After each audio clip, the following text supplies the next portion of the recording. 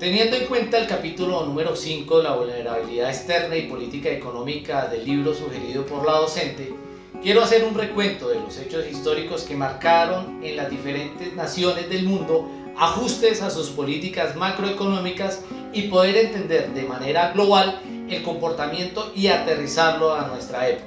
Siguiendo con lo expuesto por mi compañera Lady en cuanto a la anatomía de flujos de capital en los años 90, el financiamiento externo y cíclico económico, quiero contarles acerca de la globalización e inestabilidad macroeconómica real, dada por los diferentes acontecimientos y las estrategias tomadas, algunas efectivas, otras no tanto, pero al final pruebas superadas para algunos y otros se quedaron en la experimentación de modelos fallidos que hoy en día tienen a sus pueblos en una pobreza extrema y con muchas dificultades.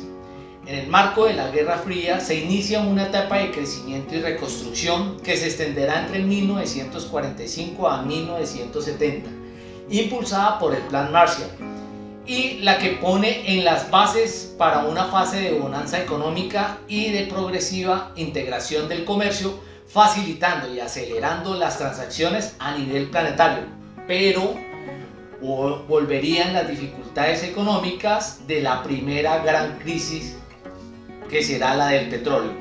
Hasta 1973 el petróleo había sido una materia prima muy barata que consumía generalmente todo el mundo. Sin embargo, en octubre de 1973 la OPEP, Organización de los Países Exportadores de Petróleo, declara un embargo de combustible a los países que están apoyando a Israel durante la guerra del Yom Kippur. Es una guerra entre Israel y algunos países árabes, y Estados Unidos pues era el primero de los aliados en la lista, y ahí se dispararon los precios y en pocos meses pasó de $3 a $12 el barril.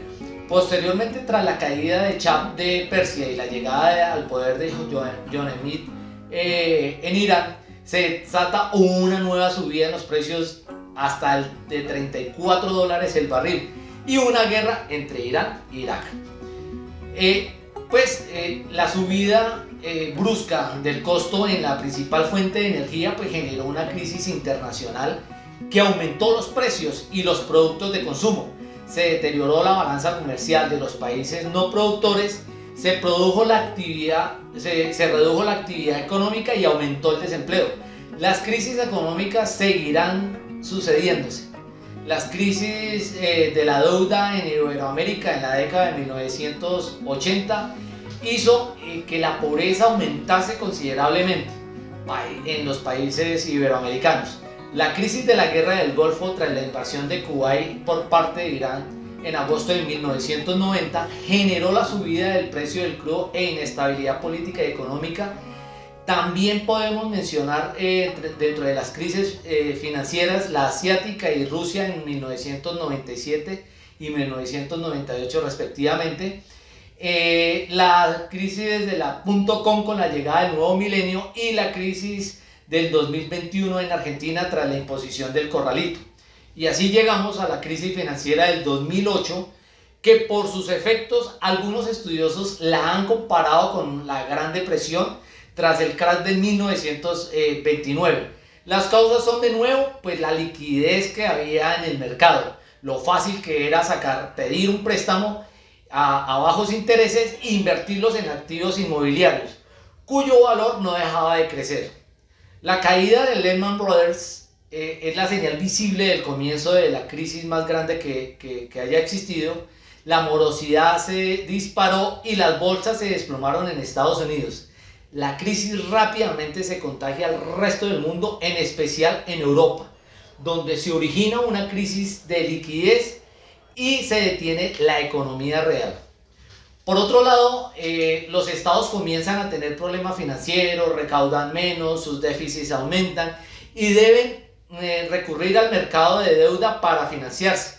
Algunos países como Portugal, Grecia o Irlanda tuvieron que ser rescatados por la Unión Europea. Otros como España o Italia se produjo la subida progresiva de su prima de riesgo y se le complicó aún más su recuperación.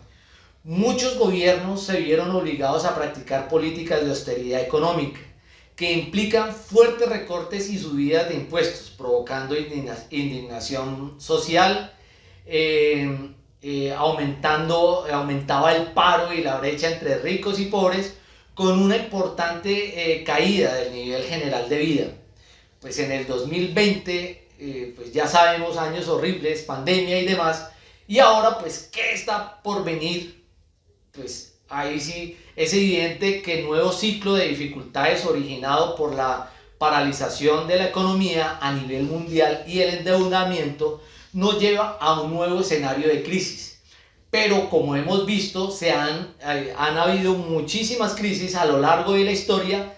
De hecho, se repiten cíclicamente, sin embargo, todas ellas han finalmente sido superadas gracias a la capacidad emprendedora y a la innovación técnica en lo social y lo organizativo.